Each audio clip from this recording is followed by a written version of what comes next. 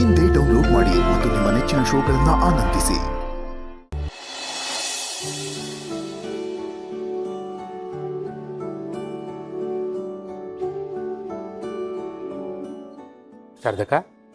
ಶಾರದಕ್ಕ ಬಾ ಮಾದಪ್ಪ. ಏನು ಯೋಚನೆ ಮಾಡ್ತಾ ಇದೀಯಾ? ಏನೂ ಇಲ್ಲಪ್ಪ. ನೀನ್ ಹೆಂಡ್ರನ್ ಲೀಲಾ ಊರಿಗೋಗಿ ಸುಮಾರು ತಿಂಗಳಾಯ್ತಲ್ವಾ? ಹೂನಕ್ಕ. ಪಾಪ ಮಕ್ಕಳಿಗೆ ತಾಯಿಯಿಂದ ದೂರ ಇರೋದು ಎಷ್ಟು ಕಷ್ಟ ಅಲ್ಲ. ನಾವೆಷ್ಟೇ ಒಳ್ಳೆ ಅಡುಗೆ ಮಾಡಿ ಅವ್ರಿಗೆ ಊಟ ಬಡಿಸ್ಬೋದು, ಮನೆ ಕೆಲಸ ಎಲ್ಲ ಮಾಡಿದ್ರು ತಾಯಿ ಇದ್ದಂಗೆ ಆಗಕ್ಕಿಲ್ಲ ಅಲ್ವಾ? ಹೌದಕ್ಕ, ಅವಳ ಅಪ್ಪಂಗೆ ಹುಷಾರಿರ್ಲಿಲ್ಲ, ಅದಕ್ಕೆ ಹೋಗಿದ್ಲವಳು. ನಾನು ಹೋಗೋಣ ಅಂದ್ಕೊಂಡಿದ್ದೆ, ನನಗೆ ಈ ಜಮೀನು ಕೆಲಸ ಇತ್ತಲ್ವಾ, ಹಾಗಾಗಿ ಹೋಗೋಕ್ಕಾಗಲಿಲ್ಲ.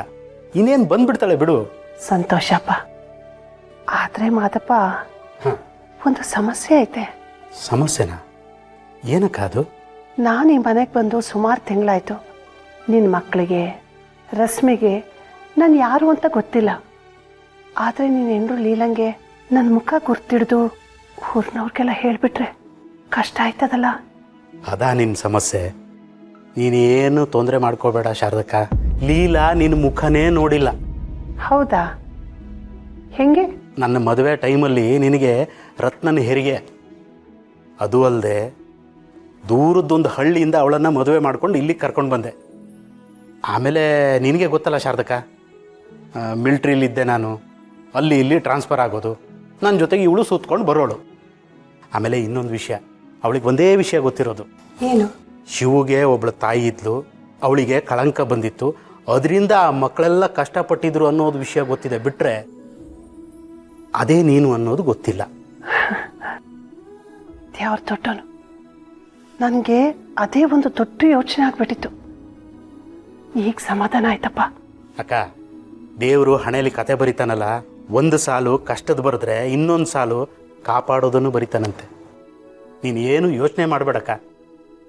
ಮಕ್ಕಳವ,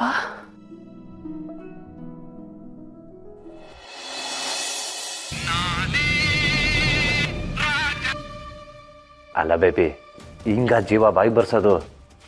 ಶಿವಣ್ಣನ ಬಗ್ಗೆ ಗೊತ್ತಿದ್ದು ಅವನಿಗೆ ನಮ್ಮ ಫೋಟೋ ಕಳ್ಸಿದ್ಯಲ್ಲ, ನಿನಗೆ ಏನು ಹೇಳ್ಬೇಕು ಹೇಳು? ನಾನು ಸಾಯಿಸ್ತೇ ಬಿಡ್ತಾನ? ಏಯ್, ಮುಚ್ಕೊಂಡು ಕೂತ್ಕೊಳ್ಳೋ. ನೀನೊಬ್ಬ ಗಂಡ್ಸಾಗಿ ಸಾಯಿಸ್ತಿದ್ದ ಅಂತ ಶಿವಗ್ ಬಿಲ್ಡಪ್ ಕೊಡ್ತಿದ್ಯಲ್ಲ, ನಾಚಿಕೆ ಆಗಲ್ವಾ? ಏನ್ ಹೇಳ್ತಿದ್ಯಾ ಬೇಬಿ? ನಿಜಾನೇ ಹೇಳ್ತಿದ್ದೀನಿ. ಯಾಕೆ ಜಿಮ್ಗೆ ಹೋಗಲ್ವಾ? ಪ್ರೋಟೀನ್ ತಿನ್ನಲ್ವಾ? ಆ ಶಿವು ನಿನ್ನ ಮುಟ್ಟಕ್ ಬಂದಾಗ ವಾಪಸ್ ತಿರುಗಿಸ್ಕೊಡ್ಬೇಕು ತಾನೆ? ಬೇಡ ಬೇಬಿ, ನೀನು ತುಂಬಾ ತಪ್ಪಾಗಿ ಮಾತಾಡ್ತಿದ್ಯಾ. ನಿನ್ ಬಾಯಲ್ಲಿ ಇಂಥ ಮಾತುಗಳೆಲ್ಲ ಬರಬಾರ್ದು. ಏನು ಹೆಂಡತಿ ಅಣ್ಣ ಅಂತ ಲವ್ ಏನೋ ಮೋಸ್ಕರ? ಬೇಬಿ, ಸುಮ್ಮನೆ ಬಾಯಿಗೆ ಬಂದಿದ್ದು ಮಾತಾಡ್ಬೇಡ. ಮಾತಾಡೋದಕ್ಕೆ ಒಂದು ರೀತಿ ನೀತಿ ಅಂತ ಇರ್ತದೆ. ಅಲ್ಲ, ಶಿವಣ್ಣನ ಬಗ್ಗೆ ಗೊತ್ತಿದ್ದು ನಾವು ಫೋಟೋ ಕಳಿಸಿದ್ಯಲ್ಲ, ಇಷ್ಟರಲ್ಲಿ ಬಚಾವಾಗಿದ್ದೀನಿ ಗೊತ್ತಾ? ಏನ್ ಆವಾಜ್ ಆಗ್ತಿದ್ಯಾ? ನೋಡ್ಸಿನಾ, ನನಗ್ ನೀನ್ ಬೇಕು. ನಿನ್ನ ಪಡ್ಕೊಳಕ್ಕೆ ನಾನು ಯಾವ ಲೆವೆಲ್ಗೆ ಬೇಕಾದ್ರೂ ಹೋಗ್ತೀನಿ. ಆ ಶಿವನೇ ವಹಿಸ್ಕೊಂಡ್ ಬರ್ತಾನೆ. ನೀನ್ ಹಿಂಗೆ ಆಡ್ತಿದ್ರೆ ನಿನ್ನ ಫೋಟೋಸ್ನ ಊರಿಗೆಲ್ಲ ಹಂಚ್ಬಿಡ್ತೀನಿ, ಹುಷಾರ್. ಸೀನಾ, ನೀನು ಹಿಂಗೆ ಮಾಡ್ತಾ ಇರೋ. ನಮ್ದು ಇನ್ನೊಂದು ಫೋಟೋ ಇದೆಯಲ್ಲ, ಅದನ್ನು ಆ ಶಿವು ಕಳಿಸೋದಂತೂ ಗ್ಯಾರಂಟಿ. ಎಲ್ಲದಕ್ಕೂ ರೆಡಿಯಾಗಿರೋ.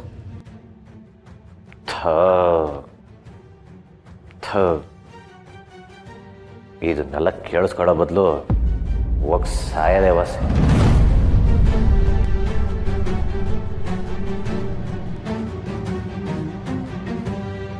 ನಮ್ಮ ಮನೆ ದೀಪ ಅಣ್ಣಯ್ಯ, ನಮ್ಮೊಡಲ ಜೀವ